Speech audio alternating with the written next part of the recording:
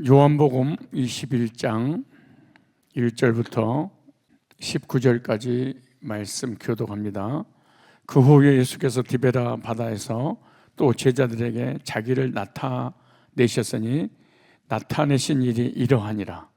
시몬 베드로가 디두모라는 도마와 갈릴리 가나 사람 나다나엘과 세베대의 아들들과 또 다른 제자들이 함께 있더니 시몬 베드로가 나는 물고기 잡으러 가노라 하매 저희가 우리도 함께 가겠다고 나가서 배에 올랐으나 이 밤에 아무것도 잡지 못하였더니 날이 새어갈 때 예수께서 바닷가에 있었으나 제자들이 예수신 줄 알지 못하는지라.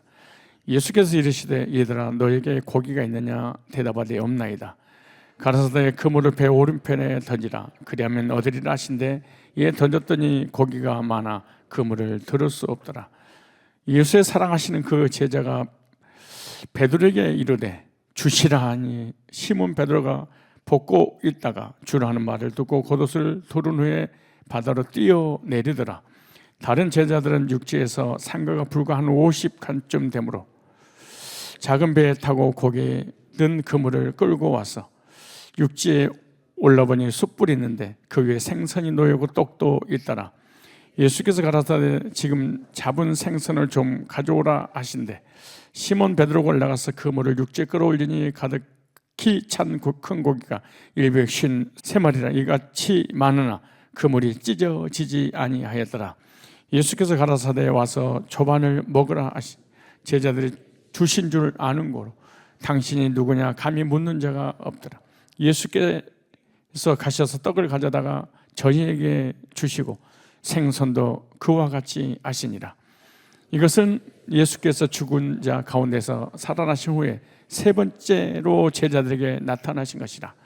저희가 저번 먹은 후에 예수께서 시몬 베드로에게 이르시되 요한의 아들 시몬아 네가 이 사람들보다 나를 더 사랑하느냐 하시니 가로되 주여 그러하이다. 내가 주를 사랑하는 줄 주께서 아시나이다. 가라사대 내 어린 양을 먹이라 하시고 또 두 번째 가라사대 요한의 아들 시몬아 네가 나를 사랑하느냐 하시니 가로되 주여 그러하이다. 내가 주를 사랑하는 줄 주께서 아시나이다. 가라사대 내 양을 칠하시고 세 번째 가라사대 요한의 아들 시몬아 네가 나를 사랑하느냐 하시니 주께서 세 번째 네가 나를 사랑하느냐 하시므로 베드로가 근심하여 가로되 주여 모든 것을 아시오매 내가 주를 사랑하는 줄을 주께서 아시나이다. 예수께서 가라사대 내 양을 먹이라. 2절 읽습니다. 내가 진실로 진실로 내게 이르노니 젊어서는 네가 스스로 띠뛰고 원하는 곳으로 다녔거니와 늙어서는 내 팔을 벌리리라.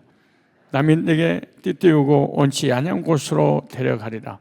이 말씀을 하시면 베드로가 또한 죽음으로 하나님께 영광을 돌릴 것을 가리키심이라. 이 말씀을 하시고 베드로에게 이르시되 나를 따르라 하시니 아멘. 오늘 본문을 중심해서 주님 만났던 그날이라는 제목으로 말씀을 증거하도록 하겠습니다. 우리는 보이는 육체가 있고 보이지 않는 영혼이 있습니다. 우리 인간을 하나님께서 창조하실 때 하나님의 형상 곧 하나님의 형상을 따라 사람을 창조하시되 이렇게 말씀하셨습니다. 그 하나님 형상을 따라 창조받은 그 사람은 우리의 속사람, 우리의 영혼을 얘기합니다. 우리의 속사람과 우리의 영혼, 즉 영은 눈에 보이지 않습니다. 뇌가 우리 눈에 보이지 않는 것처럼 공기가 눈에 보이지 않는 것처럼 영적인 존재는 눈에 보이지 않습니다. 그리고 창세기 2장 7절에 보면은 흙으로 사람을 만드시고 그렇게 말합니다. 창세기 1장 27절에는 영적인 존재를 만드시고 창세기 2장 7절은 보이는 육적 존재를 만드셨습니다. 그 둘이 하나가 되어서 에덴 동산에서 하나님을 섬기고 하나님께 예비하고 하나님과 교제 나누고 하나님께 영광을 돌리며 하나님께 감사의 삶을 살도록 완벽한 인간으로 창조했습니다. 완벽한 거룩한 의로운 사랑받은 하나님의 백성으로서 에덴의 기쁨과 평안과 행복을 누리는 조건을 제시해 주셨습니다. 그것은 선악을 알게 하는 열매를 먹으면 너 정령 죽을 거야. 우리 인간이 선과 악을 기준을 잡아서 누구는 선하고 누구는 악하고, 네가 율법으로 사람을 정지할 수 있는 그런 기능을 갖게 되면 하나님처럼 되기 때문에 정령 죽을 것이다, 그렇게 말합니다. 그런데 사단의 유혹을 받아서 창세기 3장 1절 이하에 보면 선악과를 따먹고 우리 인간이 온죄를 짓게 됐습니다. 온죄를 짐으로 말미암아 겉사람은 살아있는데 속사람이 죽어버렸습니다. 그래서 에베소서 2장 1절에 허물과 죄로 죽었다. 여러분들이 교회를 다니고 있지만은 사실상 영은 죽어 있는 사람이 꽤 있습니다. 영이 죽어버리면 어떤 일이 벌어지냐? 혼과 육만 있습니다. 혼과 육만 있으면 어떤 기능을 발휘하느냐? 내 자존심, 내 견해, 내 이념, 내 사상, 내 철학, 내 중심으로 탁 뭉쳐 있지, 하나님 말씀이라든가 그 누구의 말을 듣지 않는 그런 자기 중심으로 딱 사람이 굳어져 버립니다. 이것을 성경에서는 혼적 일이다 그래요. 혼이 하는 일입니다. 그리고 또 하나는 살아서 육신이 오나는 것을 하는, 이 두 가지 기능밖에 없고 하나님을 수시인할 수 있는 영이 딱 죽어버렸어요. 영이 죽어버리니까 하나님 예배드리거나 하나님 말씀 받거나 복음을 듣거나 영적인 세계는 전혀 관심 없습니다. 왜? 영이 죽어버렸으니까. 그래서 영이 죽은 사람하고 또 영이 살아있는 사람하고는 교제가 전혀 안 됩니다. 소통이 안 됩니다. 언어가 교감이 절대 일어나지 않게 됩니다. 왜? 한 사람은 죽어버리기 때문에. 그래서 죽어버린 영은 세속적인 것만 얘기하지 영적인 교제가 전혀 이루어지지 않습니다. 영적인 사람은 하나님의 세계, 말씀의 세계, 복음의 세계, 은혜의 세계가 너무 좋으니까 그 얘기를 하는데, 혼적인 사람하고는 계속 충돌이 일어나게 되는 것이죠. 그런데 예수 안에서 거듭나면 영이 살아나게 되고 영이 다시 하나님과 회복되어서 하나님께 예배드리고 찬양하고 기도하고 하나님과의 관계가 원래 에덴으로 회복이 되는 것이죠. 그러기 위해서는 반드시 예수 그리스도의 십자가의 구속의 은혜를 경험을 해야 됩니다. 그런데 십자가의 구속의 은혜를 경험하려면 하나님이 독생자 예수님을 이 땅에 보내주셔야 되고, 그 예수님을 통해서만이 죄사 받고 구원받아서 영이 살아나서 원래 인간으로 회복이 되어집니다. 그래서 하나님께서 예수님 이 땅에 2000년 전에 보내셨어요. 그리고 그 예수님께서 우리의 죄의 모든 짐을 대신 지시고 십자가에 피 흘려 죽으시고 3일 만에 죄와 저주와 사망의 권세를 깨뜨리시고 부활하셨습니다. 그 부활하신 그 주님을 만나기만 하면 죄산 받고 오르게 돼서 부활의 능력을 체험하고 그리스도 안에서 부활의 능력 있는 삶을 살게 됩니다. 오늘 본문에 보면은 예수님의 제자들이 부활하신 예수님을 만나는 그런 장면을 소개하면서 너희들도 부활하신 주님 만나면 이런 부활의 능력을 경험하게 되고 부활의 능력을 경험하게 되면 부활의 삶을 살게 될 것이다 라고 우리에게 말씀을 통해서 보여주고 있는 거예요. 그런데 이 부활하신 주님을 만나기 전에 제자들은 아주 연약한 사람이었습니다. 아주 약한 사람이었습니다. 죽음이 두려워서 예수님을 부인하고 예수님을 저주하고 예수님을 다 떠나버렸던 그런 사람들입니다. 그러나 디베라 바다에서 오늘 본문에 부활하신 주님을 만난 이후 제자들은 놀랍게 변화가 일어났습니다. 오늘 본문은 제자 베드로가 부활하신 주님 만난 그런 장면입니다.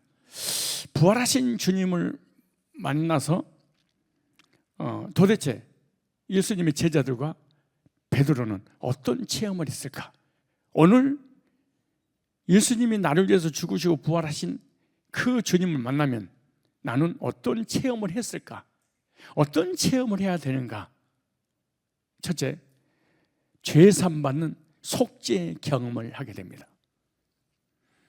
부활하신 주님을 만났는데 속죄의 경험, 죄사함의 경험, 의로운 경험을 하지 않았다. 허물과 죄로 여전히 죽어있는 사람입니다. 그 사람은 교회를 다니지만 하나님하고는 아무런 관계가 없는 사람입니다. 정교인이지 주님의 보혈과 연결되지 않는 그런 사람은 영이 죽어버리기 때문에 혼과 육의 활동만 할 뿐이지 하나님하고는 전혀 소통이 이루어지지 않게 되는데, 마태복음 26장에 보면 예수님께서 최후의 만찬을 하는 내용이 마태복음 26장에 나옵니다. 마태복음 26장에 보면 예수님께서 제자들과 만찬하면서 너희들 중에 나를 팔자가 있다 라고 할 때 사도 요한이 주님, 예수님 팔자가 누굽니까? 라고 묻자 이 그릇에 손을 넣는 자가 나를 팔자니라. 그때 가룟 유다가 그 그릇에 손을 놓고 있었습니다. 그때 손을 혼자서 넣는 그런 모습을 발견하고 가룟 유다는 이렇게 말합니다. 주여, 내 신이니까. 그때 주님께서 너다, 네가 할 일을 속히 하라. 그때 유다가 예수님을 팔 마음을 먹고 바로 튀어나가서 은 30냥에 가야바 대사장에게 예수님을 팔아버립니다. 그때 예수님께서 이렇게 말씀하십니다. 나지 않았으면 좋을 뻔했구나. 이렇게 주님께서 말씀하십니다. 예수님의 제자들 중에 가룟 유다만 그런 게 아니에요. 마태복음 26장 31절로 35절을 보니까 베드로가 예수님을 부인할 것도 주님께서 미리 말씀하셨습니다. 오늘 밤에 너희가 다 나를 버리리라. 기록된 바 내가 목자를 치리니 양의 떼가 흩어지리라 하였느니라. 구약의 예언이 되기를 예수님이 가룟 유다의 손에 넘겨져서 신문 받고 그리고 재판을 받을 때 예수님의 제자들이 주님을 떠나서 다 흩어져 버릴 것이라고 구약의 예언이 됐는데 그 예언을 이루기 위한 것이죠. 그리고 32절 보니까 그러나 내가 살아난 후에 너희보다 먼저 갈릴리로 가리라.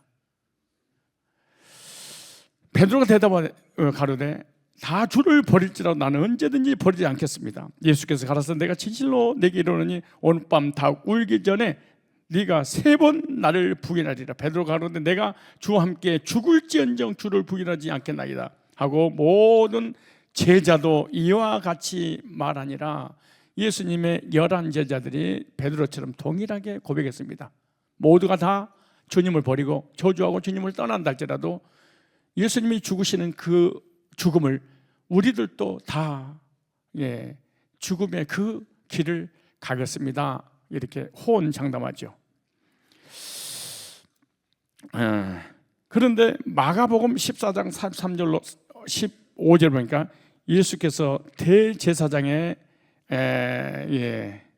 신문을 당하시고 로마 총독 빌라도에게 재판받은 그런 내용을 자세히 기록하고 있습니다. 그리고 요한복음 18장 12절 이하에 보면은 예수님을 죽이려고 했던 그 무수히 많은 이 바리새인들, 사두개인들, 율법주의자들, 부활을 믿는 자들, 부활 안 믿는 자들, 이런 무신론자들 모두가 다 한 자리에 모여서 예수님이 어떻게 신문을 당하고 어떻게 재판을 받아서 십자가 질 것인가 이것을 다 밤이 늦도록 다 구경을 했습니다.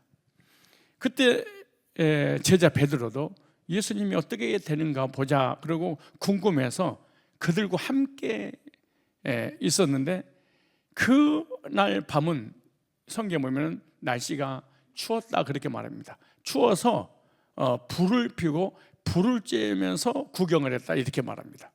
이 불을 쬐고 구경하고 예수님에 대해서 궁금하기도 하고 그래서 구경을 하고 있는 그때 어떤 그 문지기 계집종이 하는 말이, 너 예수님과 함께 있었던 걸 내가 보았는데 너는 예수님의 제자가 아니냐?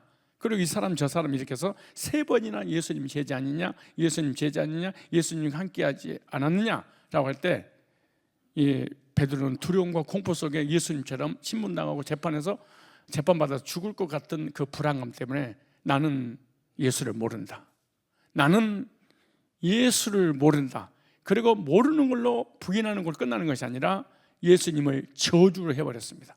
예수님과 무관한 존재라고 그렇게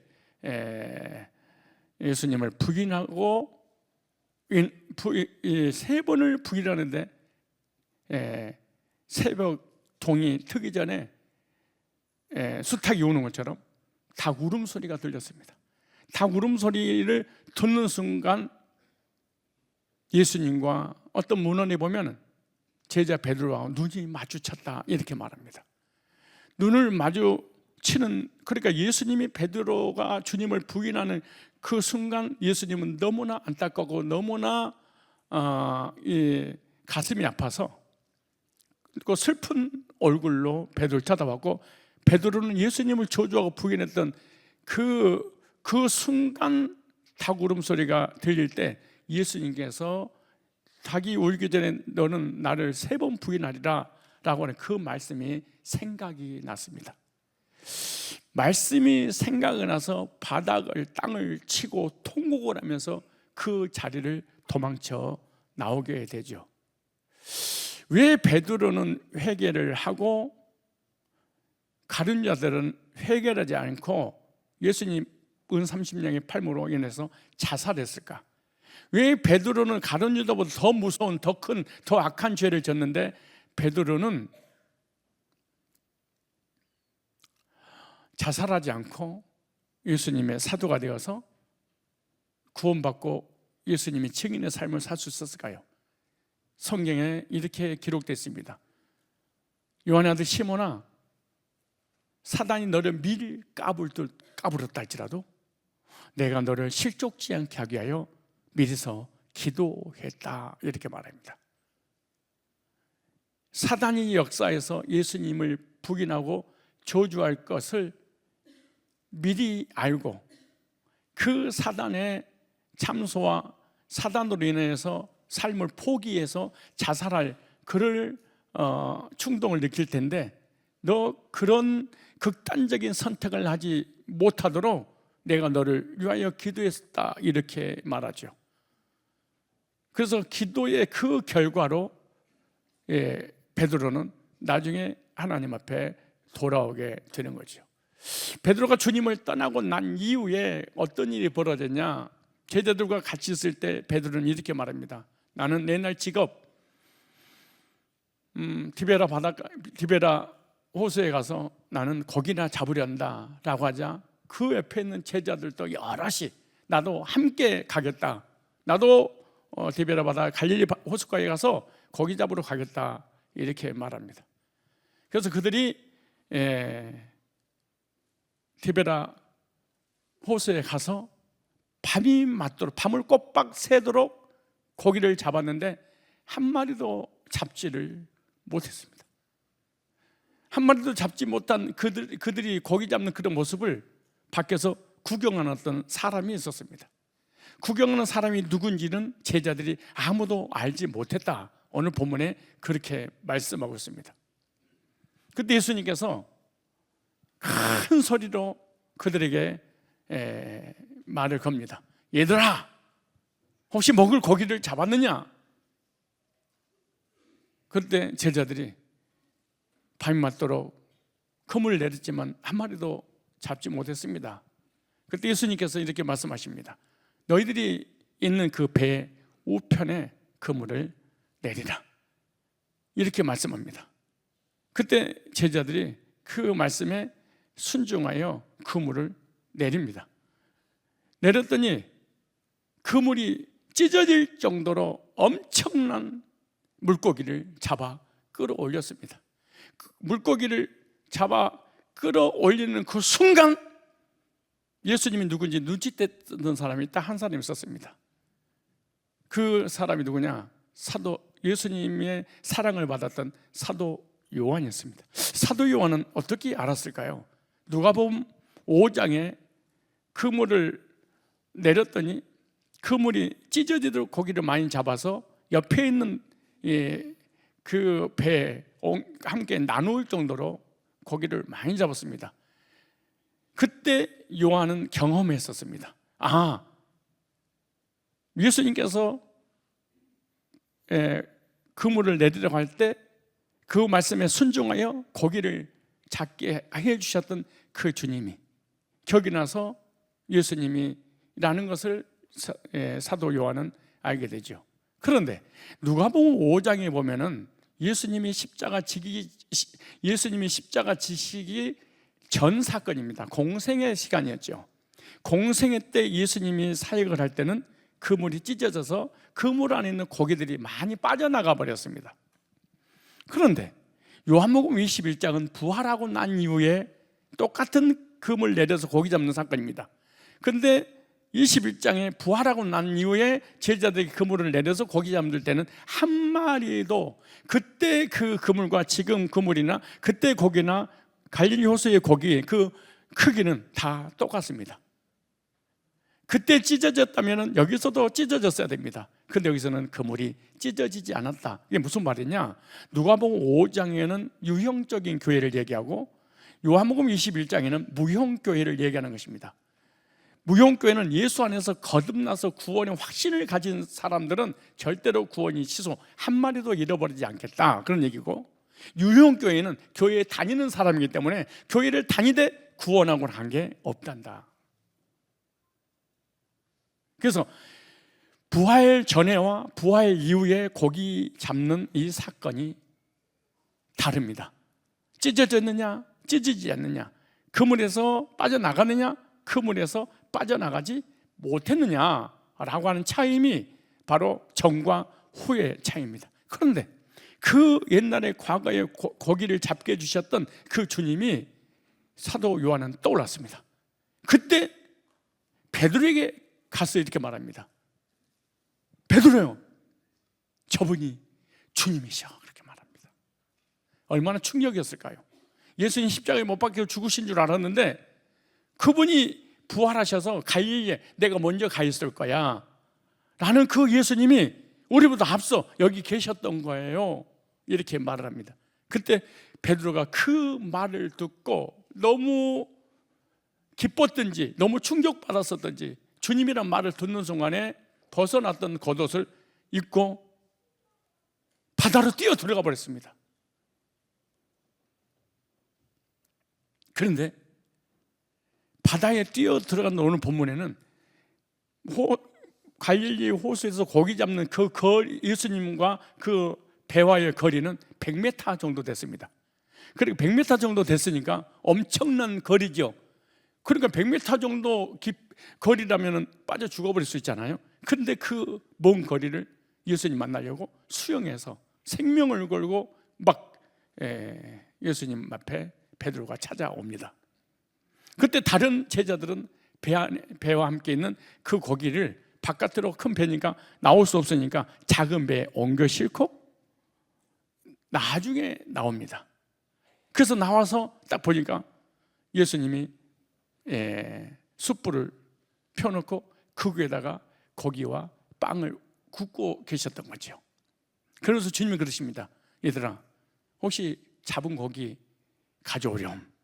그리고 예수님께서 말씀하시자 베드로가 그 말씀을 듣자마자 그 배 가까이 가서 그물을 육지로 끌어올려서 그 고기를 세보니까 153마리였다, 이렇게 말합니다.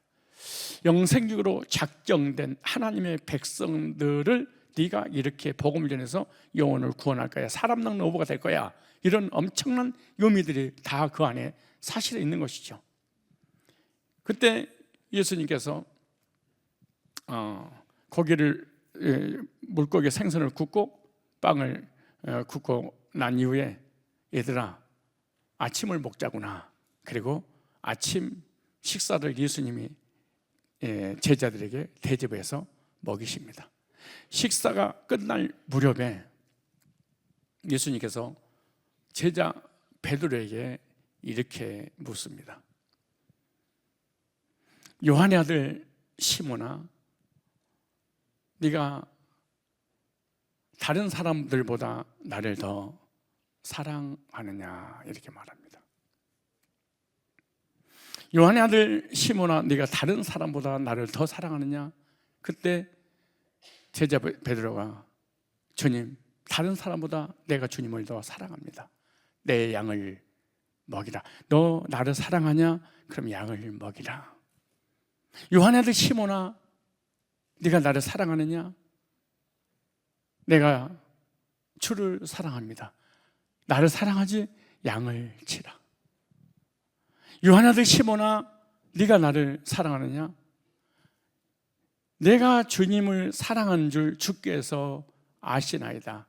그때 세 번째는 근심하여 슬퍼서 주님께 사랑한다고 고백합니다. 그 고백을 딱 듣고 난 다음에 주님께서 이렇게 말합니다. 내 양을 먹이라. 이런 놀라운 그 사역을 이렇게 위임을 해 주시는 것입니다. 그런데 여기서 중요한 것은 예수님을 부인하고 예수님을 저주하고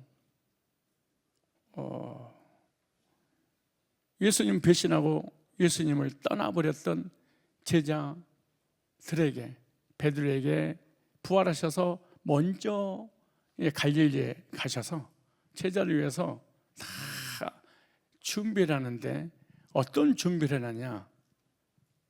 놀랍게도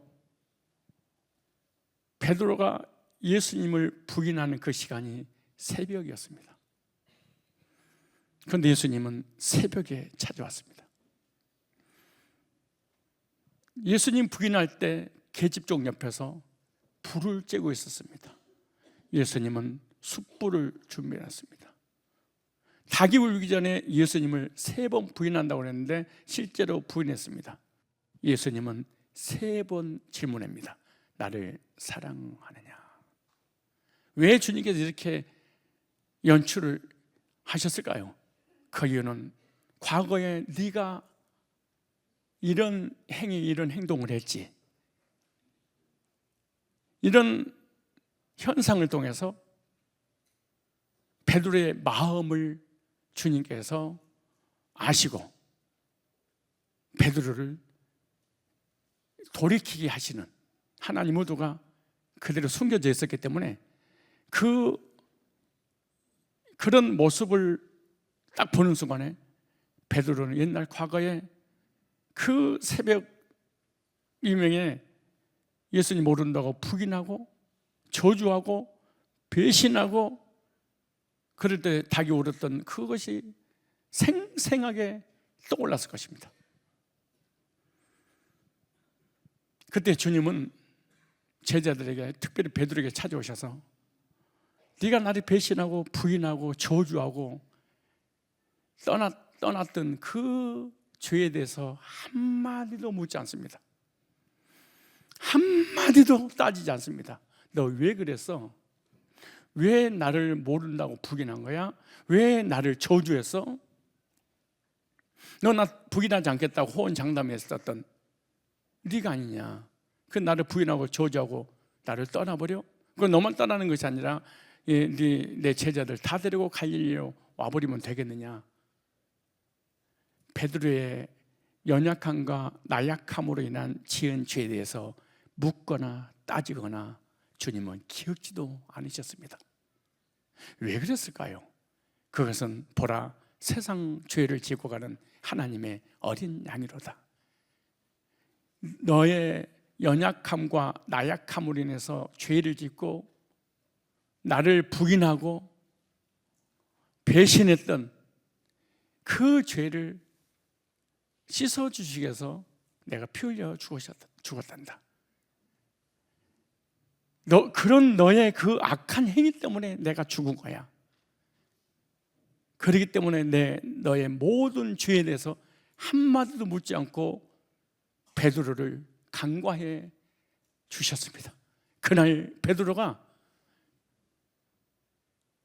모든 죄를 간과해 주실 뿐만 아니라 나를 사랑하느냐고 하시면서 사역을 위임받을 때 베드로는 그때 놀랍게도 주님을 만난 그 날을 경험하게 된 것입니다. 오늘날도 하나님을 떠나 허물과 죄로 죽은 우리가 이 땅에서 연약함으로 말미암아 얼마나 많은 자범죄를 짓고 있는지 모릅니다. 원죄로 인한 자범죄를 밥 먹듯이 짓고 사는데 그걸로 인해서 죄책감, 열등감, 상처, 그걸로 인한 얼마나 많은 불행한 삶을 살고 있는지 모릅니다. 그때 주님께서 우리에게 찾아오셔서 우리가 지은 죄에 대해서 지적하고 정죄하고 책망하고 따지고 회개시키는 것이 아니라 너 과거에 그랬었지. 그 이유는 연약함으로 그런 건 내가 알아. 그래서 내가 너를 위해 십자가 피 흘려 죽었어 라고 부활하신 주님이 찾아오셔서 우리의 모든 죄를 기억지 않고 묵인의 용서를 하시고 강강해 주셨다고 말씀하실 때 베드로를 만나 부활하신 주님 베드로를 만나서 베드로의 모든 죄와 상처와 수치와 열등함을 용서해 주신 것처럼 저와 여러분들을 용서해 주셨다는 사실을 믿고 그런 베드로처럼 속죄받는 그 날을 경험하며 살아가시기를 주님의 이름으로 축복합니다. 자, 두 번째, 베드로는 부활하신 주님 만나고 난 다음에 첫째, 죄의 삶의 속죄의 확신을 갖고 두 번째는 주님과의 새로운 관계를 경험을 합니다. 새로운 관계. 주님은 베드로에게 사랑하냐고 물으셨습니다.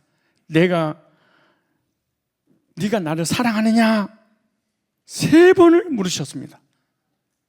여기서 중요한 것은 과거에 배신하고 죄를 짓고 잘못한 걸 묻지 않습니다. 과거에 무슨 죄를 지은 것이 문제가 아니라 지금 주님을 사랑하느냐 이렇게 주님 묻습니다.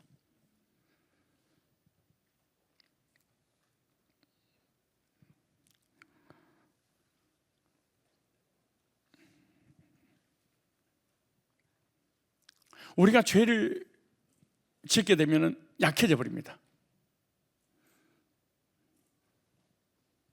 숨어버리고 싶습니다.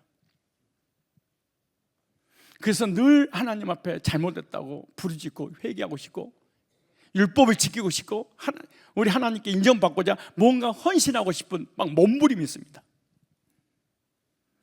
근데 주님이 나의 잘못을 캐내고 따지고 정죄하는 것이 아니라 지금 너 나를 사랑하냐 이렇게 묻습니다. 과거에 네가 그랬다 할지라도 지금 사랑하느냐. 베드로야, 과거에 너 나를 배신하고 저주했지만 지금은 나 사랑하느냐 이렇게 묻습니다. 그런데 우리는 이 말씀을 들을 때 주여 내가 주님을 사랑하는 줄 주님이 아십니다. 지금 옛날에 그랬어도 지금은 사랑합니다 이렇게 고백해야 되는데 어떻게 하면 내가 율법을 지키고 어떻게 하면 회개하고 어떻게 하면 선하게 살고 어떻게 하면 하나님 마음에 쏙 드는 그런 내가 일을 합니까? 뭔가 조건을 하나님 걸어서 이 어떤 대가를 통하여 용서를 받으려고 하기 때문에 언제가 됐든 자범죄가 됐든 용서받기가 그렇게 힘든 거예요. 왜냐? 우리 속에 하나님을 떠나서 버림받았다는 생각이 들어서 늘 하나님 인정받고 싶어서 무엇인가 시도하려고 하는 그런 노력이 있기 때문에 그러는 거예요.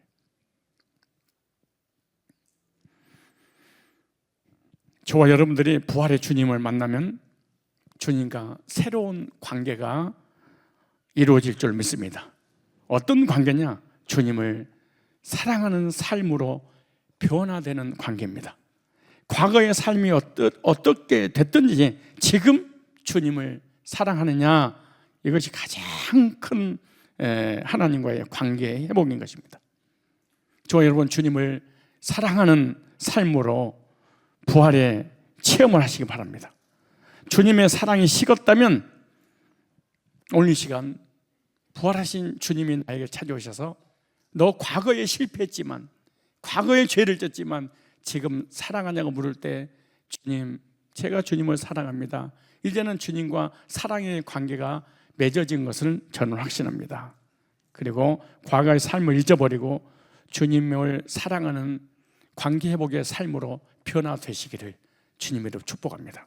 세 번째입니다. 헌신의 삶으로 변화되는 경험입니다.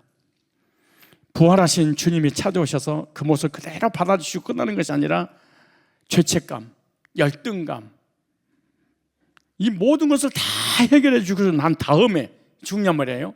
죄책감, 수치스러운 거, 열등감, 비교의식, 이 모든 것을 예수님께서 묵인의 용서로 해결하고 난 다음에 엄청난 사역을 위임했습니다. 순서입니다.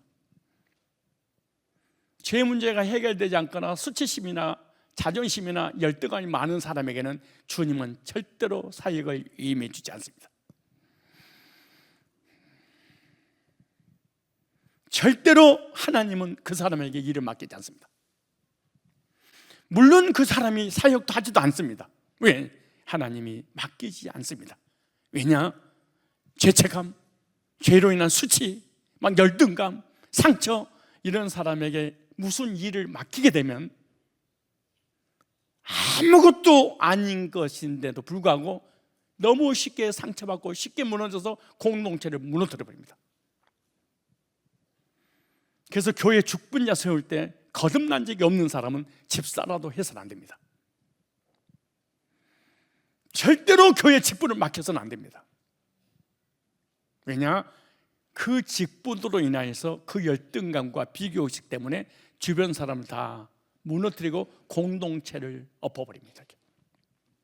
그리고 어떤 일을 시키다가 조금만 어려움이 오면 쉽게 낙심합니다. 쉽게 절망합니다. 쉽게 포기해버립니다. 그래서 예수님께서 이 순서를 그가 지은 죄에 대해서 한마디도 묻지 않고 사랑의 관계를 해결해 놓고 네가 나를 사랑하냐? 지금 사랑하니? 그러면 지금 이 내 양을 먹이라. 참 놀라운 일입니다. 지금 너 나 사랑하냐? 과거에 1분 전까지 사랑 안 했지? 근데 지금 사랑해? 내 양을 치라. 조금 전까지 시험 들고 상처받고 열등감 때문에 도망가 버리고 싶었어? 그런데 이 말씀을 들으니까 주님을 사랑하는, 용서를 받고 사랑하는 마음이 생겼어? 네, 내 양을 먹이라.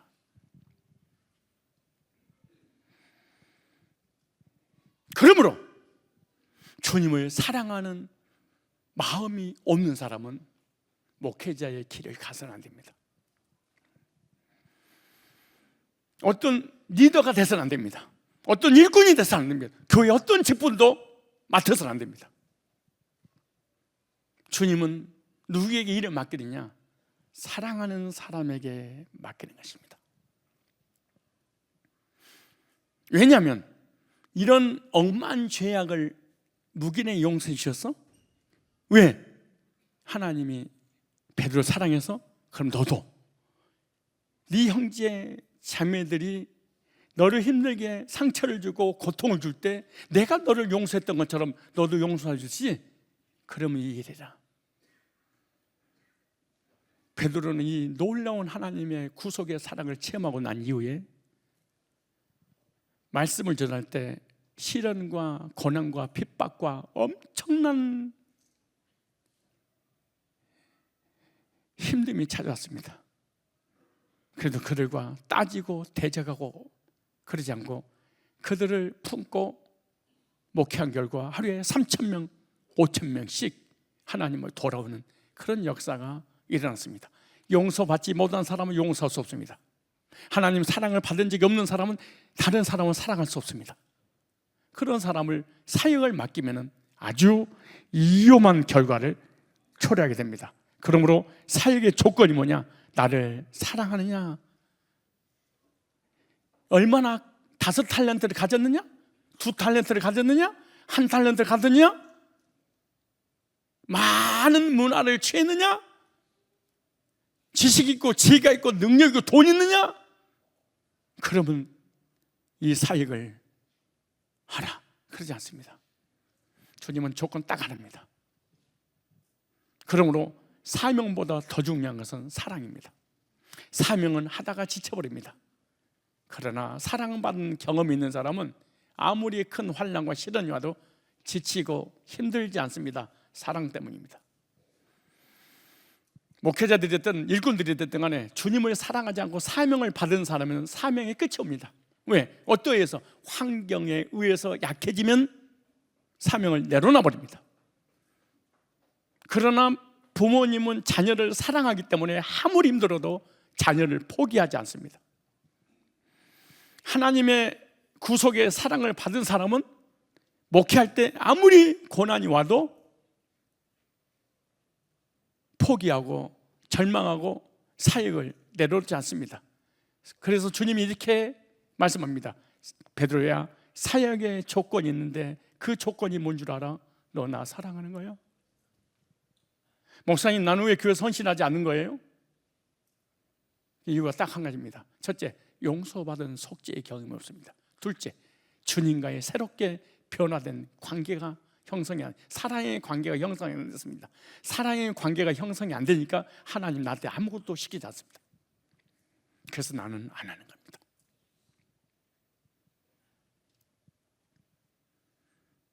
나는 옛날에 헌신했는데요, 그때 구원의 확신을 갖고 감격 속에서 아무 문제도 안 보이고 오직 주님의 사랑 때문에 모든 문제를 다 덮어가면서 열정적으로 주님을 예리했을 거예요. 그런데 지금 안 하는데요, 그 속죄의 확신이 사라지면, 주님을 사랑하는 마음이 사라지고 주님의 사랑하는 마음이 사라지면 하나님의 일을 하기가 싫어져 버립니다. 목사님, 나는 60이고 70이어서요 힘 빠져서 그래요. 새빨간 거짓말입니다. 새빨간 거짓말입니다. 사실은 속죄의 은혜에 대한 확신이 없습니다. 그리고 속죄의 은혜를 베풀어 주신 하나님의 사랑의 관계 형성이 안 됩니다. 그러니까 하기가 싫어. 여러분요, 나는 힘이 빠지고 나이 먹어서 주일 하기 좀 버겁습니다. 그래서 당신들의 손녀, 손자를 안고 업고 밤을 새면서 양육하십니까? 그래서 그런 거짓말을 하기는, 70이 넘고 80이 다 된 사람도 자기 손주들 보는데 밤을 새고, 어머니 힘드시니까 내려놓으세요. 나 괜찮아, 자. 얘가 울고 그러면 약 먹이고 밥 먹이고 옷 갈아입히고, 왠 줄 아세요? 사랑 힘 때문에 그런 거, 사명 때문에 그런 게 아니에요. 사랑 때문에 그러는 거예요.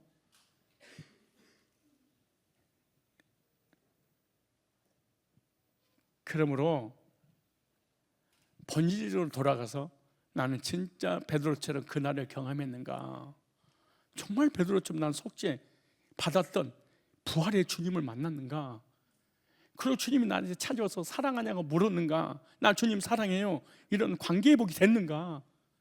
사랑 관계 회복되자마자 주님이 나 찾아서 내 양을 부탁한다, 내 양을 돌봐다오, 이런 경험이 있는가. 만약 이 세 가지는 떨어질 수 있는 관계가 아니에요. 예수님과의 사랑의 관계, 사역, 이것은 다 어디서 오냐? 묵인의 용서의 사랑을 받은 사람을 통해서 오는 거예요. 속죄받은 경험이 없는 사람은 하나님도 복음도 교회도 말씀도 절대로 사랑해서 헌신하는 게 불가능해. 설사 나의 열정을 가지고 잠시는 할 수 있어. 그러나 얼마 못 가 지쳐버리고, 예배 드리고 싶으면 드리고, 기도하고 싶으면 하고, 안 하고 싶으면 안 하고, 인 줄 아세요? 그분의 용서를 받은 적이 없어서 그래. 그리고 그분이 나한테 찾아서 단 한 번도 사랑하냐고 물어본 적도 없어서 그래. 그걸 나는 사랑합니다 해본 적이 없어서 그래. 그러니까 주님이 나한테 맡겨주지도 않아. 그래서 내가 무슨 헌신을 안 하니까, 야, 나는 정말 멋져. 나는 그냥 교회 왔다 갔다만 해도 아유, 그냥 나 존경받고 본질로 생각해 보세요. 아, 난 속죄의 경험이 없구나. 내가 주님을 사랑한다고 한 번도 고백한 적이 없었구나. 주님이 나에게 한 번도 무슨 일을 맡긴 적이 없구나. 그 이유는 부활하신 주님을 만난 적이 없었구나. 그런데 만난 적이 있었는데 그렇게 해서 지금은 엉망이 됐다. 그것은 구원의 속죄의 확신이 사라졌습니다. 구원의 감격이 없습니다. 그러니까 하나님을 사랑하는 마음이 없으니까 하기도 싫습니다. 그래서 사역의 첫째 조건이 뭐냐? 속죄의 경험. 둘째, 주님과의 서로 사랑한다고 고백할 수 있는 관계. 그때 주님께서 일을 맡기는 거예요. 네가 나를 사랑하느냐? 3번 물으셨죠. 그렇게 이렇게 말합니다. 지금까지는 네가 너 인생을 살았는데 남은 인생은 나를 위해 살다가 나처럼 순교의 길을 갈 거야. 그리고 마지막 그렇게 말씀하시는 거예요. 그러므로 부활하신 주님을 만나면 부활의 능력이, 부활의 삶이 나타나는데 그것은 속죄의 경험을 통해서만 가능한 것이다. 주님과의 사랑의 관계를 통해서만. 오늘도 주님이 우리에게 찾아서 그런 거예요. 죄를 짓고 불신하고 낙심하고 절망하고 열등감 때문에 사로잡혔을 때 주님이 찾아서 그렇게 말합니다. 네가 나를 사랑하니? 아무것도 나의 잘못에서 책망하지 않습니다. 딱 과거 그랬지, 지금 나 사랑하면 돼. 너 나를 사랑하는 마음이 없어서 아무것도 안 했지. 도리어 도망가 버렸지. 내 양을 부탁한다.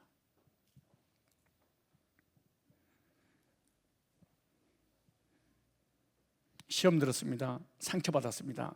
나는 구원받았는데 그래도 교회 다녀주기만 할 거예요. 그런 핑계대지 말고, 현상적인 걸 속지 말고 본질적인 면에서 속죄의 경험을 한 적이 내가 없었구나.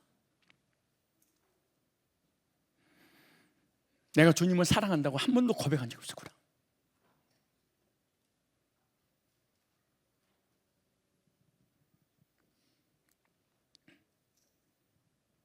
그래서 구원의 확신도 감격도 없이